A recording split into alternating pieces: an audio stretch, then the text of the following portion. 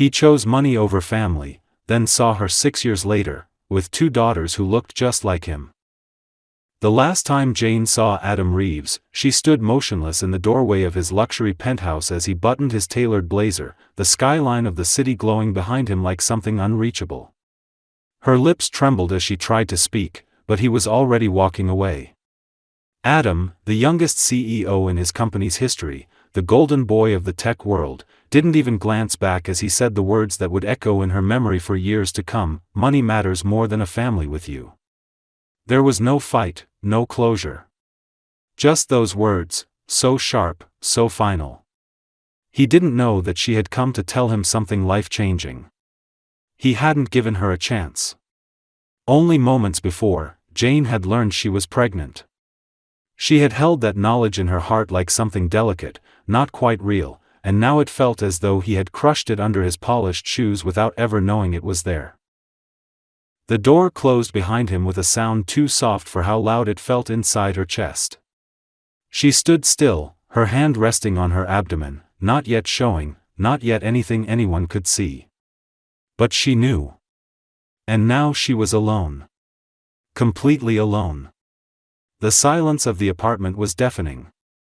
This was not how her life was supposed to go. When she met Adam, she had been swept into a whirlwind of charm, intelligence, ambition, and luxury. But somewhere between the private jets and the champagne dinners, she had begun to feel invisible. He never talked about the future, not with her in it. Still, she hadn't expected him to walk away so completely, so heartlessly. That night, Jane packed what little she had at his place, just a few clothes and her worn-down shoes. She didn't cry as much as she expected. Something inside her had locked up, some quiet survival instinct already working. By the time she stepped out into the cold air of the city with her duffel bag slung over one shoulder, she wasn't the same woman anymore. The girl who once dreamed of a fairy tale life with a brilliant man was gone. In her place was someone new, frightened, yes, but also fierce in a way she hadn't known she could be. She moved into a tiny one-room studio in a forgotten neighborhood on the edge of the city. No heat, barely working plumbing, and the sound of traffic that never stopped, but it was hers. The morning sickness started not long after. She threw up between job interviews, during long walks to save on subway fare, and in the silence of her dark apartment where the walls felt too close. But through it all, she whispered to the growing life inside her, a promise over and over again: "You're not alone. I'm still here." She got a job answering phones at a dusty secondhand bookstore and spent her evenings taking online courses, hoping that if she worked hard enough, maybe, just maybe, she could give this child a life worth having. One night, lying on the lumpy mattress on the floor, she ran her hand over her belly and felt the slightest flutter, movement, real and undeniable. That was the moment it hit her: she wasn't just surviving anymore. She was building something. Something that mattered more than all the power and wealth Adam Reeves had walked away to protect. She wasn't just carrying a baby. She was carrying her future. And she was going to protect it with everything she had. The twins arrived on a cold morning in early spring, 2 weeks earlier than expected. Jane had gone into labor alone, terrified, gripping the edge of the counter in her tiny kitchen as the pain tore through her. She had no family nearby, no one waiting in the hospital lobby, just a worn overnight bag and the quiet resolve that had become her armor. At the hospital, the nurses were kind but busy, and no one asked if there was someone they should call. Jane didn't offer a name. There was no one to call. Hours later, she held 2 tiny girls in her arms, both wrapped in thin hospital blankets, their matching cries like high, uncertain music in the sterile delivery room. Emma was born first, red-faced and loud, with strong lungs and determined fists. Avery followed minutes later, quieter, blinking up at the world with large, deep blue eyes that reminded Jane immediately of him. Both girls had blonde tufts of hair and the same dimpled chin that had once charmed half the financial district. They were unmistakably his, but they were hers now, completely and absolutely. The early days blurred into sleepless nights, rushed feedings, and exhaustion so deep it felt like drowning. Jane had never changed a diaper before. Now she changed dozens a day. The girls rarely slept at the same time. When one cried, the other stirred. When one finally fell quiet, the other whimpered. Jane rocked them on her chest in the dark, singing songs she could barely remember the words to, her voice hoarse from lack of sleep but steady with love. There were moments when she broke down, once, on the floor beside the crib, whispering apologies for not being enough, for not having more to give, but even in those moments, she never wished things different. Never wished them gone. They were her entire world. She went back to work after 8 weeks, not because she was ready, but because she had no choice. Her boss at the bookstore allowed her to bring the girls for short shifts at first. Jane set up a little space behind the front desk with blankets and bottles, and while she answered phones and sorted inventory, her daughters slept beside her in donated bassinets. She breastfed during lunch breaks and pumped in the bathroom. It wasn't sustainable, but it was survival, and she clung to it with both hands. At night, she studied for her early childhood certification. Her laptop perched on the edge of the table, the girls in their second-hand crib just feet away. She listened to lectures with headphones while bouncing Avery's chair with her foot. Every test passed felt like a small rebellion against the future people had assumed for her. She wasn't a statistic. She was building something better. They grew slowly but surely, chubby cheeks, wobbly steps, first giggles. Emma was fearless and quick to anger, Avery gentler, observant. Jane kept a small notebook where she wrote down milestones, even the quiet ones. She never posted photos online. She didn't want Adam to see. She didn't know if he even remembered her name, but the thought of him finding them was something she both feared and resented. He didn't deserve them. Not after how easily he'd thrown her away. One afternoon, when the girls were almost 2, a stranger at the park remarked how much they looked like their father. Jane smiled tightly and changed the subject. But that night, as she watched them sleep in the same bed, their blonde heads turned toward each other, she realized something had shifted. The fear was still there, but so was pride. Her daughters were growing into something extraordinary, not in spite of their beginnings, but because of the fight she had poured into every minute of their lives. She kissed their foreheads and whispered again, "You're not alone. You never were." Then she sat by the window, looking out at the flickering city, wondering if fate would ever circle back around, or if this was the life she had chosen to guard forever. By the time Emma and Avery turned 5, their laughter filled every corner of their modest 2-bedroom apartment. The walls, once bare and peeling, were now covered with their drawings, crayon-colored rainbows, messy stick-figure families, and hearts with "Mommy" scrawled in backward letters. Jane had done what many thought impossible. She had raised 2 bright, kind, beautiful little girls while holding down a job, earning her early childhood education certificate, and rebuilding herself one fragile day at a time. Her schedule was still exhausting. She worked full-time as a teaching assistant at a local preschool, often arriving before sunrise to set up crafts and snack time. The pay was just enough to keep them afloat, and she supplemented it by offering weekend babysitting for a few of the center's families. Most evenings, Jane returned home bone-tired but smiling, because the girls would run to the door, arms open, shouting over each other to tell her every little detail of their day.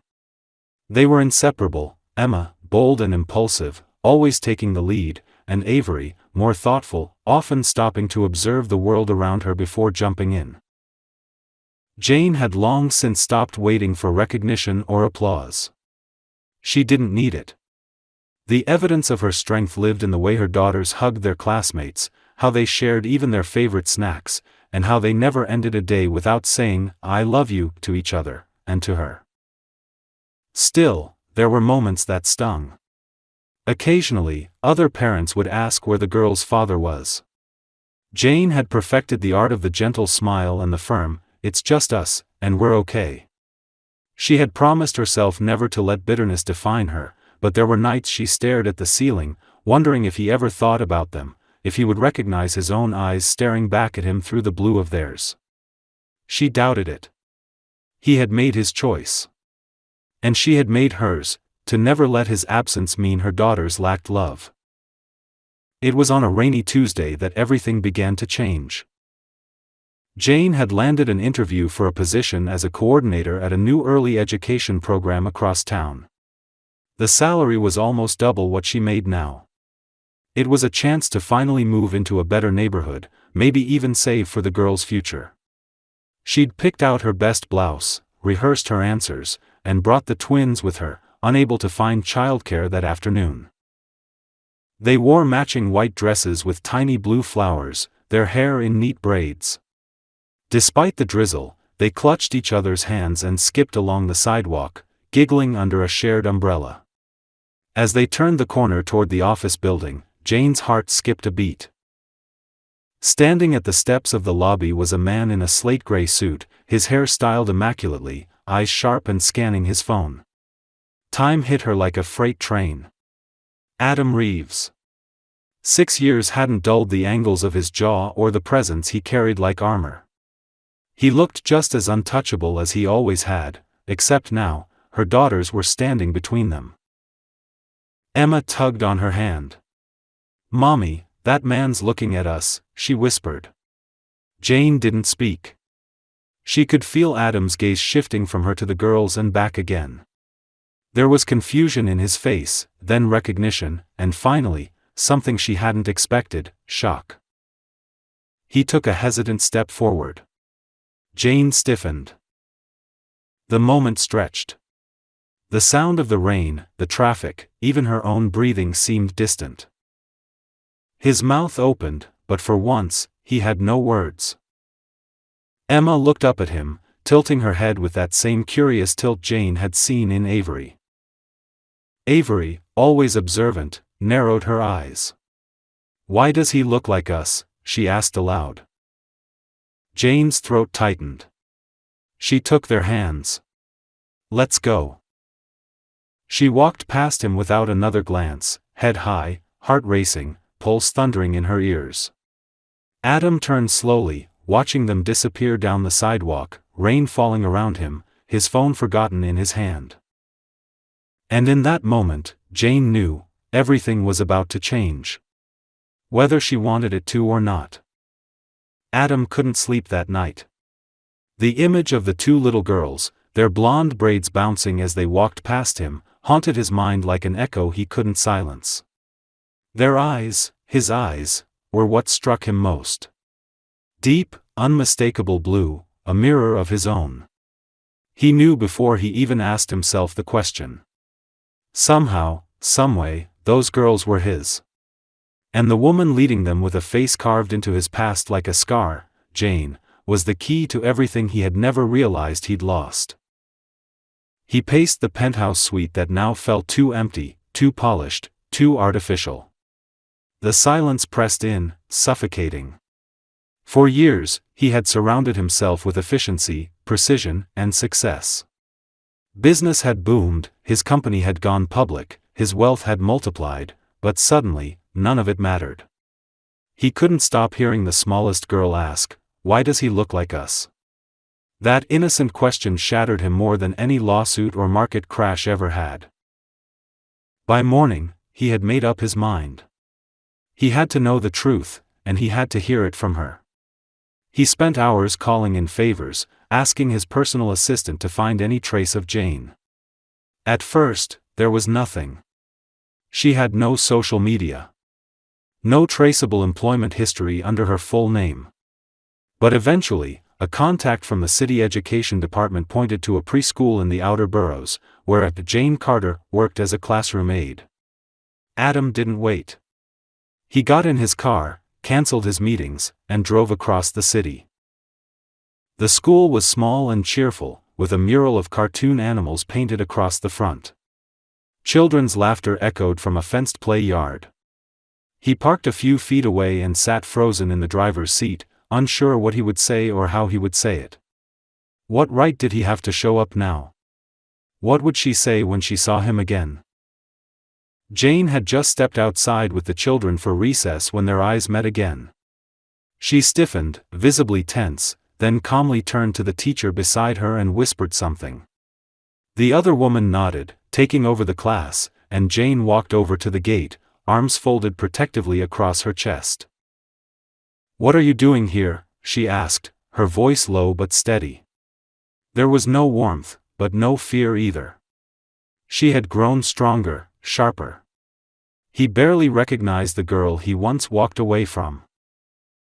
"I need to talk to you," Adam said, his throat dry. "Please. You made your choice 6 years ago. I don't owe you anything now." "I didn't know," he said quickly, eyes locking on hers. "Jane, I swear to God, I didn't know. I left before you said anything." "And if I had," she asked, her expression unreadable, "would it have made a difference? Or would you have called your lawyer to make it disappear?" He flinched. "I would have stayed," he said. "I think about that night all the time. I regret every word I said." She looked away, silent for a moment. "They're my whole world, Adam. I didn't tell them about you because you weren't there. You don't get to walk back in now and pretend nothing happened." "I'm not pretending," he said quietly. I saw them. And I saw myself. And I realized I've spent 6 years chasing the wrong things." For a long moment, she said nothing. Then, with a tired sigh, she said, "I need time. And you don't get to see them yet. If you're serious about this, about them, you'll have to prove it." "I will," Adam said, his voice breaking. Jane nodded slowly and turned to go back inside. As she walked away, he stood at the gate, watching the girls from a distance, playing on the swings. He saw Avery glance over at him with curiosity. Emma was laughing, hair flying in the wind. He felt the weight of 6 years crash down on his shoulders. And he knew, this was just the beginning of what would either be the hardest fight of his life or the only one that ever truly mattered. The following weeks were some of the longest of Adam's life. He wanted to rush forward, to demand access, to speak to his daughters, to learn who they were and what they loved. But he knew better now. He had lost the right to anything immediate. He had to earn back something far more difficult than wealth or success, trust. Jane hadn't blocked him or disappeared. She hadn't filed a restraining order or sent lawyers after him. Instead, she gave him silence. A careful, watchful silence, waiting to see whether he would follow through or fade again like he had once before. So he started small. He asked the school administrator if he could anonymously sponsor supplies for Jane's classroom. A week later, new books, learning materials, and art supplies arrived, labeled only as donations. He didn't sign his name. Then he visited the foundation he had once donated to in passing and committed to funding a scholarship program for single working mothers returning to school. When the board asked if he wanted publicity, he refused. Every move he made now was quiet, deliberate, grounded in sincerity, not a performance. At home, his penthouse felt colder than ever. He had once filled it with expensive furniture, abstract art, and award plaques that now looked meaningless. He started cleaning out entire rooms, packing away reminders of the man he had been. He spent his evenings researching parenting, early childhood development, how to build trust with kids who'd never met you. He reached out to a child psychologist, not for the girls, but for himself. He wanted to be better, not just seen as better. Weeks turned to a month before Jane called him again. Her voice was cautious, almost clinical, but she didn't hang up. "If you're serious," she said, "you can meet them. But not as their father. Not yet. As my friend." Adam understood. It wasn't a punishment, it was a test. And he was determined not to fail. Their first meeting took place at the local library during a weekend story time. Jane told the girls they were meeting a friend of hers from work. Adam showed up early, dressed casually, holding a bag of books he thought they might like. When they entered, the girls paused at the sight of him. He held his breath. Emma immediately narrowed her eyes with suspicion while Avery studied him quietly, tilting her head just slightly like Jane used to do when she was confused or curious. Jane introduced him as Mr. Adam. He smiled gently and crouched to their eye level, never reaching to touch, never forcing familiarity. "You brought books?" Avery asked, her voice light but cautious. "I did," he said. "One's about twins who go on an adventure to find a lost star. Thought it might be fun." Emma grabbed the book from him and flipped through the pages. "Do you read good voices?" she demanded. "I've been told I do," he said with a chuckle. Jane watched silently, her hands clenched in her lap, every nerve in her body alert. But Adam kept his distance, responding to the girls with patience and calm. He didn't dominate the conversation. He let them lead. He listened. When the librarian called the group for story time, the girls asked Adam to sit next to them. Jane's breath caught, but she let it happen. He sat on the floor with his long legs awkwardly crossed, caught between their tiny elbows, as the story began. Afterwards, they went for ice cream. Avery talked about her favorite books, and Emma argued over the best flavor. Adam asked gentle questions but never pushed. When it was time to leave, the girls waved without hesitation. Later that night, Jane called him. "You did well," she said. "They liked you." He closed his eyes, relief washing over him. "Thank you for giving me the chance." "I don't trust easily," she said. "But they liked you. That matters more than how I feel." He wanted to tell her how much he still thought about her. How sorry he was. But he didn't. Not yet. This wasn't about him and her anymore. This was about two little girls who didn't know they'd once been forgotten and who deserved only the truth, the safety, and the love they had never asked to earn. So he said only this: "Then I'll keep showing up. However long it takes." The weeks after their first meeting became a slow but steady rhythm. Adam showed up at the library every Saturday morning without fail, never late, always carrying new books or small games for the girls to explore. Sometimes they sat together through story time, other times they spread out in the children's reading corner, building paper castles and pretending to be explorers or queens. The girls began to expect him. Emma no longer studied him like a stranger, and Avery no longer hesitated before sitting beside him. They laughed with him now, asked him silly questions, and even began to argue over who got to sit on his lap when they played pretend. Still, Adam kept a respectful distance from Jane, never pushing her, never speaking of the past unless she brought it up. Outside those library visits, he continued to change his life. He stepped down from day-to-day control of his company, handing over leadership to his COO. He knew now that the empire he had built was empty without anyone to share it with, and no number of zeros in his bank account could replace the years he had missed. He began volunteering through the single-parent initiative he had helped fund. He spent afternoons reading to children in shelters and weekends visiting community events. Slowly, the sharpness in his voice softened. His suit stayed in his closet more often. He started biking instead of using a driver, began eating at local diners rather than expensive rooftop lounges. People noticed. He was changing. Meanwhile, Jane watched everything with guarded hope. She remained cautious, never wanting her daughters to become collateral damage in someone else's journey of redemption. But she couldn't ignore what she saw. Adam wasn't showing up just to be liked. He wasn't angling for forgiveness.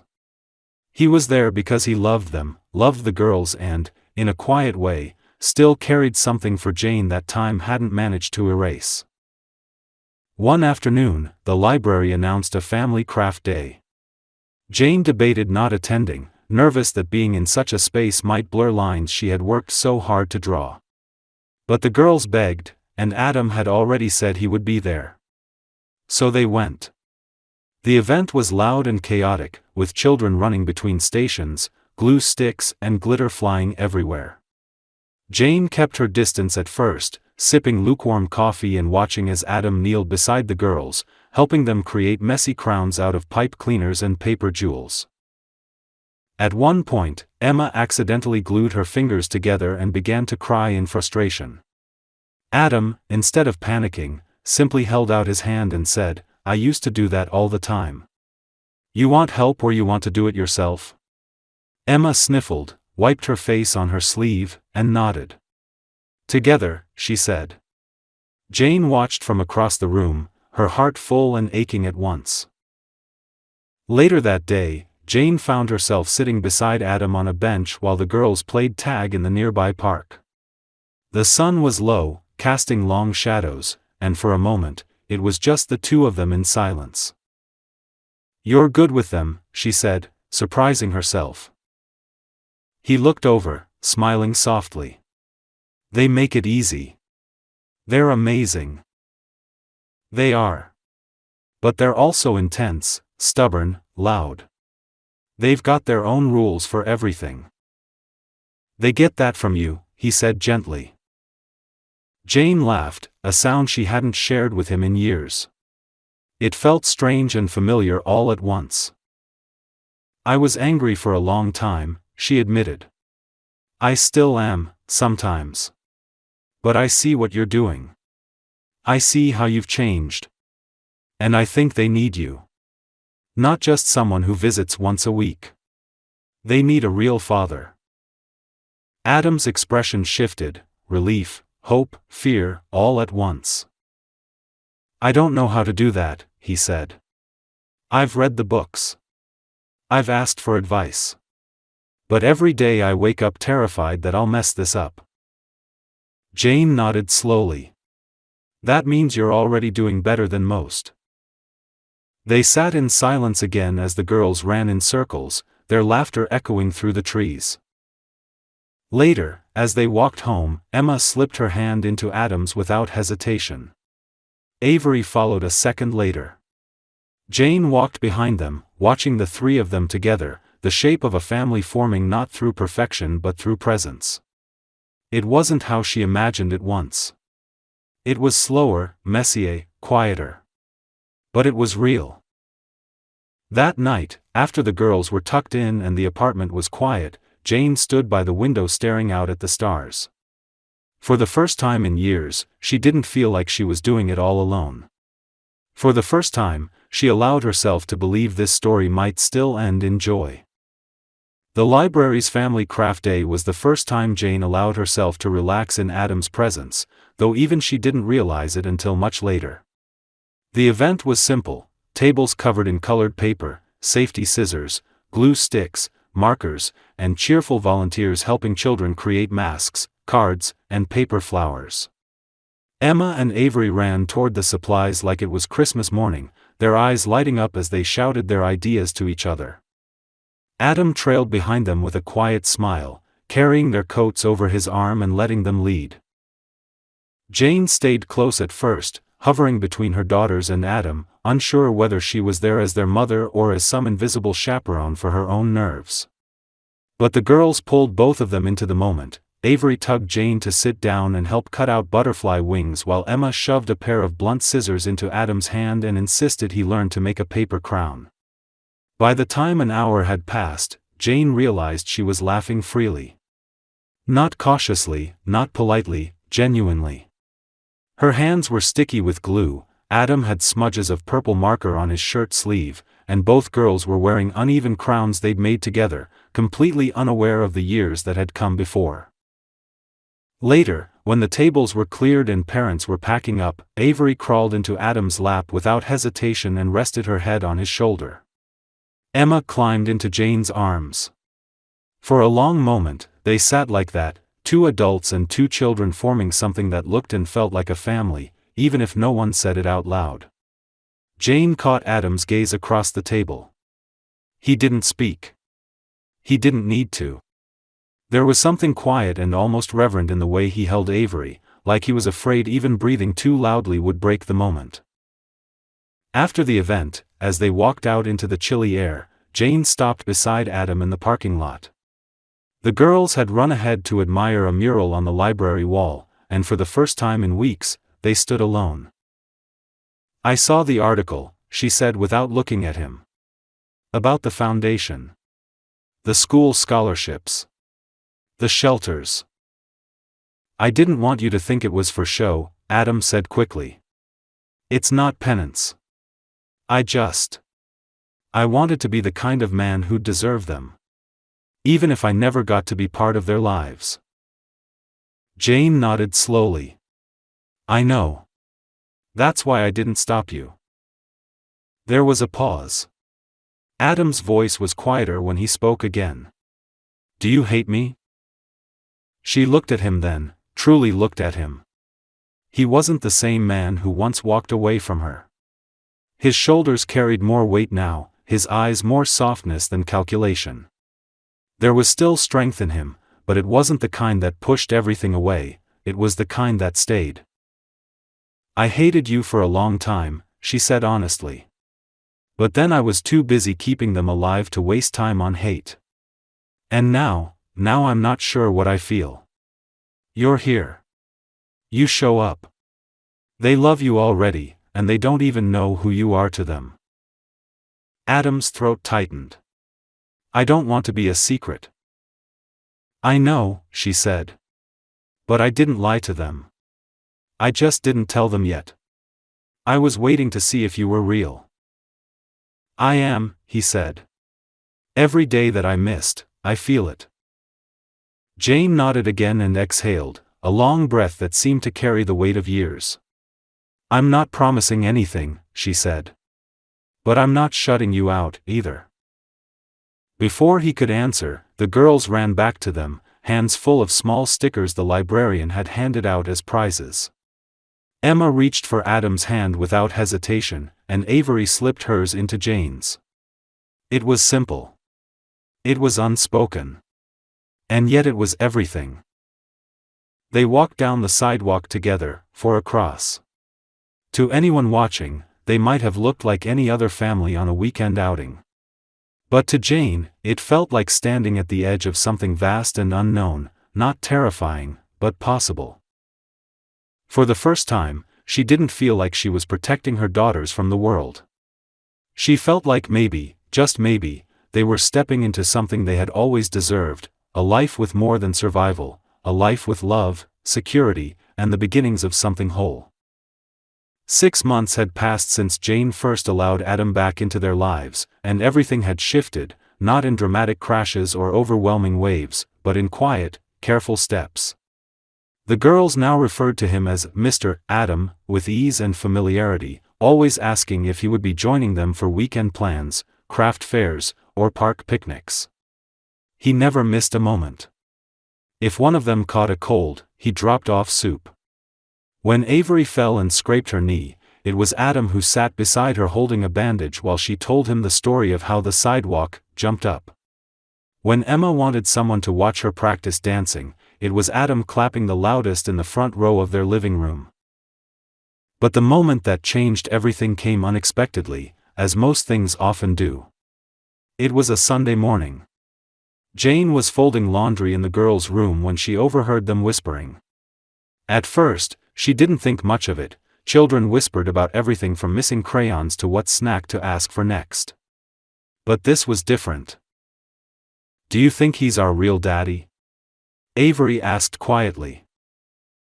Emma hesitated. "I think so. He looks like us. And he remembers all our stuff." "What if Mommy says no?" "She won't. I think she loves him.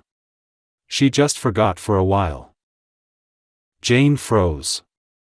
A lump rose in her throat. She hadn't told them yet. Not because she was afraid, but because she wanted it to be on solid ground, because she wanted them to know their father not as a title, but as a man who stayed. Who earned it. Who never walked away again. She didn't step into the room then. She let them have that conversation alone, but that night, after dinner, she called Adam and asked if he could come by. When he arrived, the girls were already in their pajamas, curled up under the blanket on the couch. Jane sat on the floor in front of them, legs crossed, and patted the space next to her. Adam sat. There was no ceremony. No script. Just the raw truth. "Girls," she said softly, "we've talked before about families. About how some families look different, right? Some have one parent, some have two, some have grandparents, some have step-parents." The girls nodded. "Well," Jane continued, voice steady but warm, "there's something important I need to tell you. Mr. Adam, he's not just a friend. He's your dad." There was a long pause. No one spoke. The air was filled with the heartbeat of something sacred, something that had waited years to be said. Then Emma leaned forward, staring into Adam's eyes. "I knew it," she said. Avery looked between them, her voice barely above a whisper. "You're our real dad?" Adam swallowed hard. He looked at Jane, who gave him a small nod, and then turned back to them. "Yes. I am. And I'm so sorry I wasn't here before. I didn't know. But I'm here now, and I'll never leave again." The girls didn't say anything for a moment. Then, slowly, Avery stood, walked over, and wrapped her small arms around his neck. Emma followed, pressing her face into his shoulder. Adam held them both, his eyes closing as he breathed in the moment he never thought he'd be allowed to have. He didn't cry. Not there. Not then. But later, after they had gone to bed, Jane found him sitting on the front steps, wiping his face with the sleeve of his jacket. She sat beside him. For a while, they didn't say anything. "Thank you," he said eventually. "I didn't do it for you," she replied, but her voice held no bitterness. "I did it because they deserve the truth. And because you showed me I could trust you with it. I want to be a real part of their lives," he said. "Not just weekends and birthdays. I want to be there in the mornings. I want to read bedtime stories and help with homework. I want to share this with you." Jane looked at him, the man who had once walked away from everything and returned not with excuses but with action. "Then you better be ready," she said. "Because this is the hard part." "I'm ready." Over the next weeks, Adam began coming over in the mornings, helping make lunches and walking the girls to school with Jane. They coordinated schedules, talked about future plans, and started family dinners every Sunday. The girls thrived. They began calling him Dad without hesitation. And slowly, so slowly it almost escaped notice, Jane began to let him into the parts of her heart she had kept barricaded for so long. There was no fairy tale ending. There was no grand wedding or dramatic proposal. But there was peace. There was trust. There was love rebuilt not on apology, but on presence and patience. One night, as Jane tucked the girls into bed and turned off the lights, she found Adam waiting in the kitchen, holding a cup of tea. She took it from him and sat beside him on the couch. He didn't say anything. He just reached for her hand. And this time, she didn't pull away. This story is a powerful reminder that redemption doesn't come in grand gestures, it comes in quiet consistency, in showing up day after day when no one asks you to. Adam's journey from selfish ambition to fatherhood wasn't instant, and that's what made it real.